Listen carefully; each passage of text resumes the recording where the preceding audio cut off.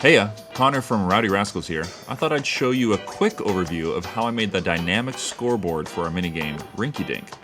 The goal is to get something that looks of the 1950s era, but still fashioned as if a kid built it by hand in their backyard. So let's do it!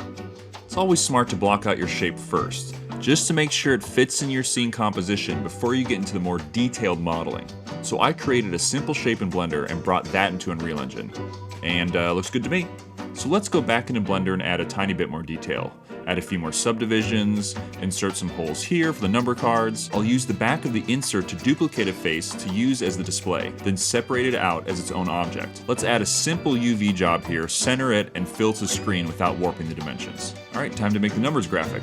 Gonna look at some reference to get a sense of how many bulbs in X and Y I should be playing with. Then hop into After Effects and set up a simple clone shape that resembles a grid of bulbs. Although I think it might be nice to grab an image of the UVs from Blender so I can properly line up the texture. There we go. I got my number display card mesh and my test texture in Unreal Engine, and I'll start by making a super simple material just to confirm the UVs and texture are performing how I expected.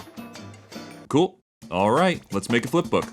Okay, flipbooks are pretty cool. One of my favorite tools to use in designing for games, although they are absolutely a pain to set up unless you've got some tools to simplify the process.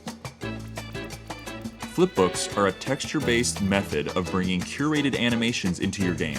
Here's a flipbook, here's another flipbook, that's a flipbook, that's a flipbook, flipbook, flipbook, that's probably a flipbook, another flipbook, flipbook, that's a flip-flop, that's a flip-flop, flipbook, and yes, even this is a flipbook. A flipbook is simply the frames of an animation laid out sequentially in a grid. Then the game engine takes that texture and transforms the UVs over time so that it plays the frames in order at the proper size. It's a super performative method to taking bespoke, detailed animations and bringing your game to life. And that's how we're going to make the scoreboard numbers. When planning out my flipbook, it's important to remember that the more frames I add, the lower resolution the final image will be. I also want to optimize the space I have, so I make sure to use a square number of frames to perfectly fit within the texture without any blank spots. Then, I just mask out the numbers one by one.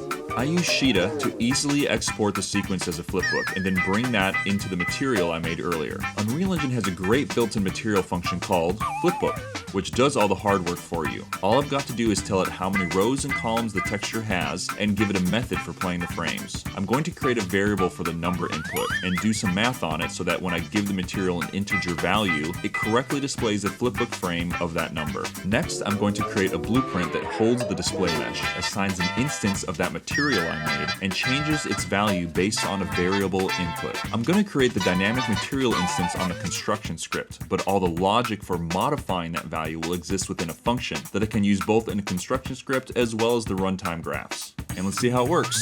Nice! I think we can make the bulbs a little more bulb-like, so I'm going to update the flipbook with a simple gradient, adding some depth and detail. And since I've added a tint variable to this blueprint, I can assign each instance its own look. Alright, now the fun part.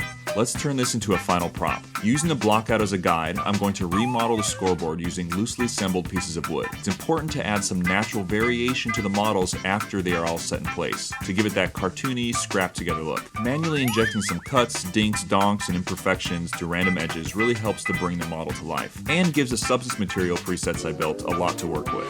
And be sure to check your model in Engine at various points throughout your process. It's always good to measure up your design in context of the environment before you get too far down a design path. The last detail will be to add some scrappy electronics using a cube and a few curves, adding a little bit of engineering narrative to this kid-made prop. Okay, let's bring that into Substance Painter, bake out the curvature, AO, and normal maps, and apply some of my pre-made Rowdy Rascals Smart Material presets to quickly see what a nice job we did. A few minutes later, and hey, I think it looks pretty nice. I know I zoomed through this process, but if you had any questions, feel free to join our Discord to bug me about it. Thanks!